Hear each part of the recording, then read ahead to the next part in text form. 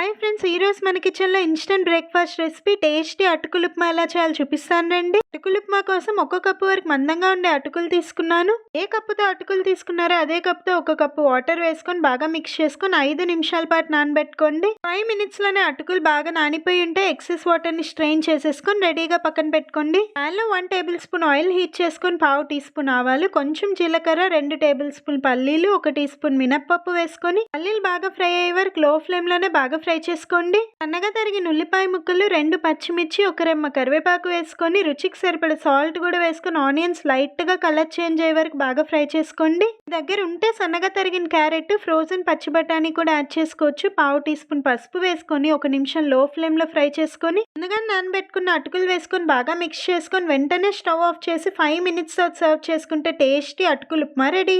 పొడిగా ఎంత బాగా వచ్చింది కదా, మీరు కూడా ట్రై చేయండి. నచ్చితే ప్లీజ్ ఒక లైక్ చేసి సబ్స్క్రైబ్ చేయండి.